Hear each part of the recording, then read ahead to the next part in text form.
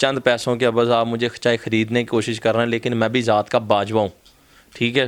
میں آپ کی باتوں میں آنے والا نہیں ہوں، لہٰذا یہ کہ آپ جائیں اور میں آپ کی کوئی بھی ہیلپ نہیں کر سکتا، کیونکہ ہمارے زخم بہت گہرے ہیں، تازے زخم ہیں، ہمارے زخم نہیں بھرنے والے، ہمیں قصاص کے بدلے قصاص چاہیے۔ میرے بوڑھے ماں باپ ہیں، دن رات تڑپتے ہیں، روتے ہیں، اپنے بچے کو یاد کرتے ہیں کہ شکلیں بگڑ جائیں گی اللہ کے فضل سے۔ انہوں نے جھوٹا قرآن اٹھایا ہے، ایک ناحق کی جان لی ان لوگوں نے، ان کی دنیا کے اوپر ہی شکلیں بگڑے گی، لعنتیں پڑیں گی، اور کچھ پڑ چکی ہیں اور کچھ پڑیں گی اللہ کے فضل سے۔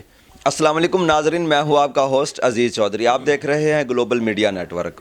رئیس ڈیلیوری بوائے جس کو 3 ماہ قبل بڑی بے دردی کے ساتھ موت کے گھاٹ اتارا گیا اور اس کے بعد اس کی میت کی بھی بے حرمتی کی۔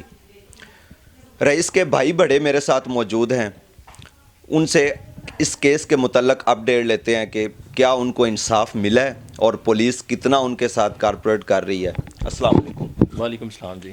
کیسے ہیں بھائی؟ اللہ کا شکر بھیجا۔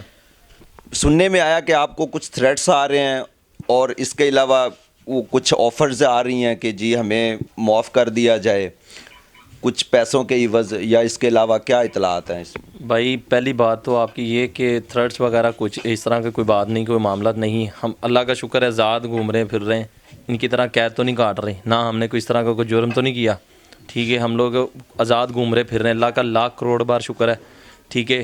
کوئی تھریٹس نہیں ہے ہمیں کسی طرح کے بھی، اور نہ ہی ہم ان کے تھریٹس میں آنے والے ہیں۔ ڈر کی بات کریں تو ڈر صرف اللہ کی ذات کا ہے، سوائے اللہ کی ذات کے علاوہ کسی کا ڈر نہیں ہے، کہ ہم ذات کے راجپوت ہیں میرے بھائی، ٹھیک ہے؟ ذات کے راجپوت ہیں، ہم ڈرنے والی قوم نہیں ہے، ٹھیک ہے؟ ہم ڈٹ کے مقابلہ کرنے والی قوم ہے۔ ہم ان قانون کے ذریعے ہم ان کا مقابلہ کریں گے اللہ کے فضل سے، ان کو کیفر کردار تک پہنچائیں گے۔ اور دوسری بات اگر آپ دیت کی کریں تو کوئی اس طرح کا معاملہ نہیں، ہم نے کوئی دیت وغیرہ نہیں لی، نہ ہم نے لینی ہے، ٹھیک ہے؟ آفرز وغیرہ ہمیں کوئی ڈائریکٹلی کوئی بھی نہیں آئی، نہ ہم ایکسیپٹ کرنے والے ہیں۔ ہمارے لوئر کے پاس یہ پہنچے ہیں، ٹھیک ہے؟ ان کے پاس پہنچے ہیں کہ آپ ہمارا نا کیس لیں آمنہ کی طرف سے، تو انہوں نے کہا جی میں نے تو یہ کیس کبھی نہیں آپ کی طرف سے لینا، کیونکہ میں نے بھی اللہ کی عدالت میں کھڑے ہو کے اس چیز کا جواب دینا ہے، ٹھیک ہے؟ یہاں پہ تو انسان 2 نمبر ہی کر سکتا، لیکن اللہ کی عدالت میں نہیں کر سکتا، ٹھیک ہے؟ اور دوسری بات انہوں نے یہ بھی کی کہ آپ چلے جائیں، میں آپ کی کوئی بھی ہیلپ نہیں کر سکتا، کہ حرام کا لقمہ میں نے اپنی اولاد کو نہیں کھلایا، کہ آپ لوگ چند پیسوں کے عوض آپ مجھے چاہے خریدنے کی کوشش کر رہے ہیں، لیکن میں بھی ذات کا باجوہ ہوں، ٹھیک ہے؟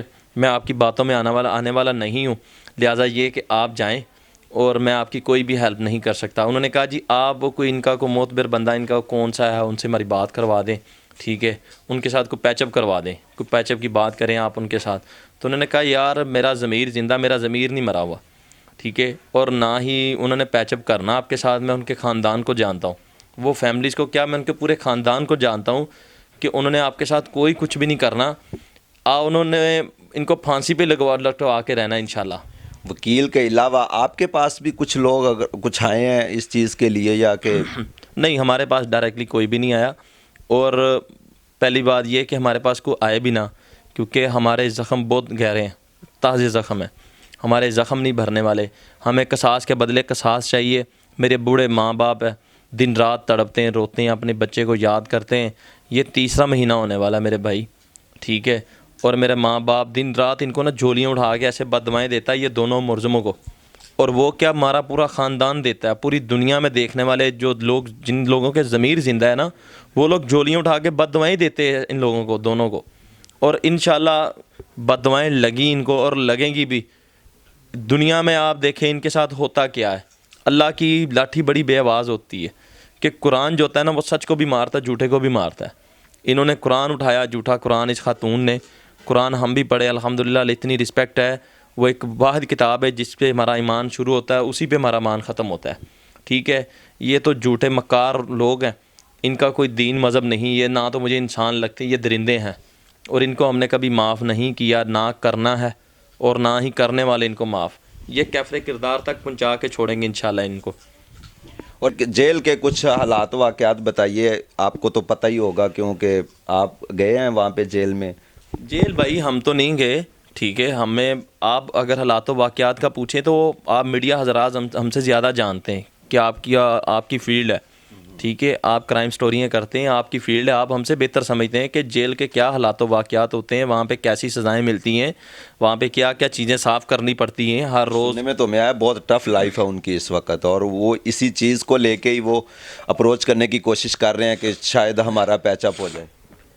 ایسا کچھ نہیں میرے بھائی ہونے والا. ٹھیک ہے، جو جتنے مرضی سٹرونگ، ان کو کیا ایک کلاس کی وہاں پہ ان کو وہ جیلیں ملی ہیں، کوئی رومز ملے ان کو.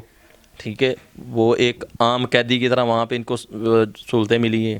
عام قیدی جو ہے وہ عام قیدی کی طرح زندگی گزار رہے ہیں، عام قیدی کی طرح وہاں پہ کھا پی رہے ہیں. اور یہ ساری چیزیں ایسے ہی ہیں، کوئی ایسا معاملات نہیں ہے، وہ ان کا گھر نہیں ہے ذاتی. ٹھیک ہے، وہ قانون کی جو ہے نا وہ جیل ہے، سزا وہاں پہ ملتی انسان کو، اور ان کو سزا مل رہی ہے اور انشاءاللہ ملے گی بھی آنے والے دنوں میں. آپ دیکھیں گے کہ ان کی شکلیں بگڑ جائیں گی اللہ کے فضل سے. انہوں نے جھوٹا قرآن اٹھایا ہے، ایک نا حق کی جان لی ان لوگوں نے. ان کی دنیا کے اوپر ہی شکلیں بگڑے گی، لانتیں پڑیں گی، اور کچھ پڑ چکی ہیں اور کچھ پڑیں گی اللہ کے فضل سے. جی ناظرین، سارا احوال آپ نے رئیس کے بھائی کی زبانی جانا. اسی کے ساتھ مجھے دیجیے اجازت. اللہ نگہبان.